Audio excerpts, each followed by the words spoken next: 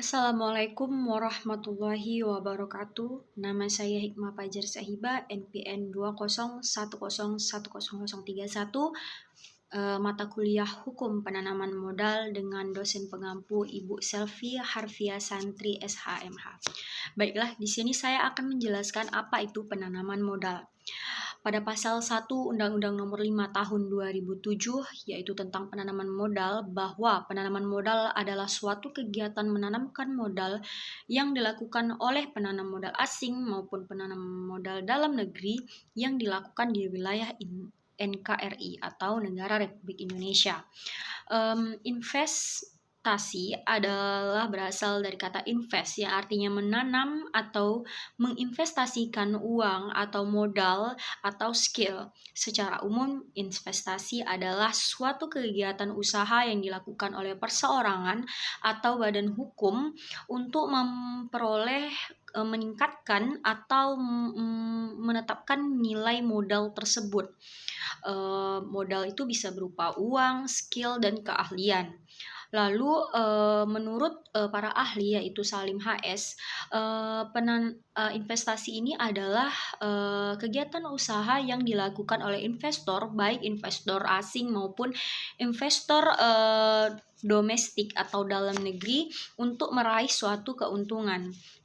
Lalu di dalam penanaman modal ini ada dua jenis. Yang pertama ada penanaman modal asing, yaitu PMA, dan yang kedua adalah penanaman modal dalam negeri atau PMDN. Jadi PMA ini adalah suatu kegiatan usaha yang dilakukan oleh penanam modal asing, bukan warga negara Indonesia, yang dilakukan di wilayah negara Republik Indonesia, baik itu penanaman modal penuh maupun penanaman modal patungan, atau seperti setengah dari modal asing dan setengah dari modal dalam negeri. Lalu yang kedua adalah penanaman modal dalam negeri atau kegiatan usaha yang dilakukan oleh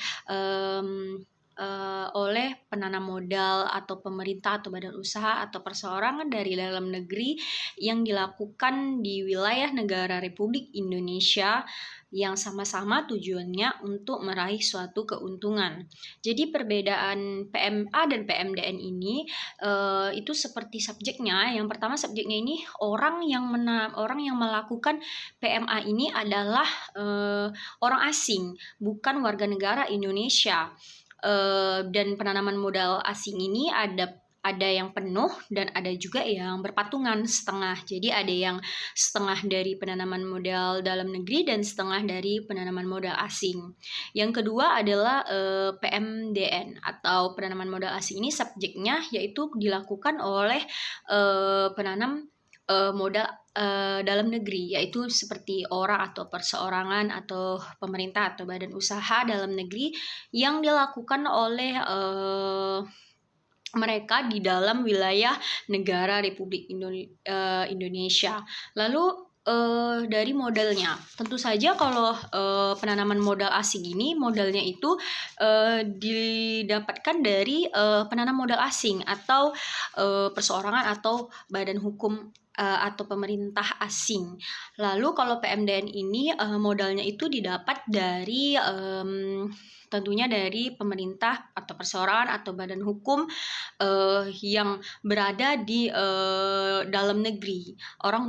Yaitu warga negara Indonesia yang dilakukan di wilayah negara Republik Indonesia itu sendiri.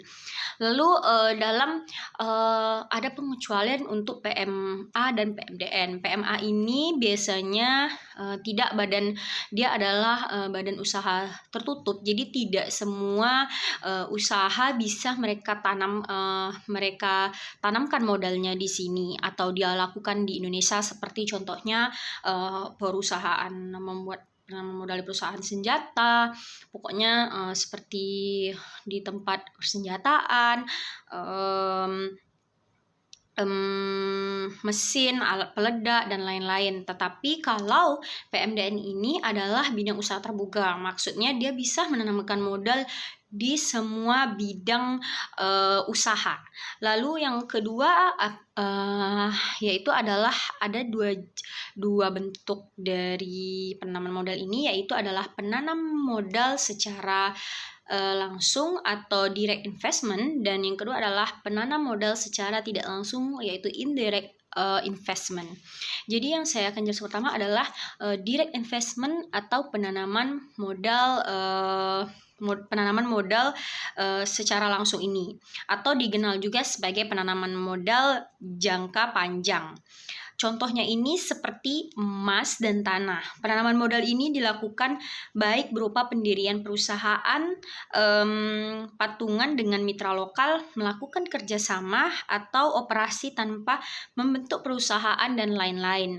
Yang kedua adalah indirect investment. Indirect investment ini adalah penanaman modal secara tidak langsung atau sering disebut dengan portfolio investment. Maksudnya ini yang merupakan penanaman modal jangka pendek. Penanaman modal jangka pendek ini dilakukan secara tidak langsung, mencakup kegiatan transaksi di pasar modal dan pasar uang. Ini contohnya seperti jual beli saham, yaitu mendapatkan keuntungannya itu secara secara cepat gitu. Terus tuh juga yang pertama adalah yang kedua adalah deposito. Lalu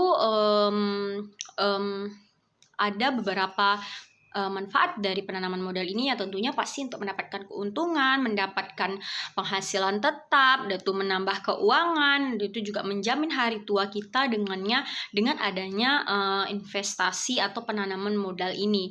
Lalu ada juga sih kendala-kendala di dalam penanaman modal ini, yaitu seperti tidak adanya percaya diri untuk kita melakukan investasi ini, dan yang kedua tidak adanya modal. Dan ada juga yang dia memiliki modal tetapi dia tidak percaya diri untuk melakukan suatu investasi gitu. Dia takut gagal atau takut apa gitu kan. Lalu takutnya ada kerugian juga yang besar. Lalu yang adanya juga dia nih ada skill, ada kepercayaan diri, namun dia di sini tidak memiliki modal untuk melakukan investasi. Sedangkan investasi ini membutuhkan modal. Lalu ada juga asas-asas investasi seperti kepastian hukum, tentunya untuk mendapatkan kepastian hukum. Lalu ada keterbukaan, yaitu untuk memperoleh informasi yang saling terbuka. Lalu ada perlakuan yang sama dan tidak membeda-bedakan asal negara. Jadi walaupun ada asing maupun dalam negeri, kita tidak boleh membeda-bedakan orang atau modal yang akan dia tanamkan di dalam negeri ini. Lalu ada seperti kebersamaan, yaitu bersama-sama menanamkan modal untuk untuk mendapatkan kesejahteraan dan keuntungan. Adanya berkeadilan, yaitu adil dalam melakukan penanaman modal atau investasi ini. Adanya juga akuntabilitas, yaitu bertanggung jawab terhadap dalam penanaman modal ini. Dan itu ada berkelanjutan. Ada kemandirian, yaitu tetap membuka diri terhadap modal asing. Lalu ada berwawasan lingkungan, lalu ada keseimbangan kemajuan kesatuan ekonomi nasional. Jadi intinya penanaman modal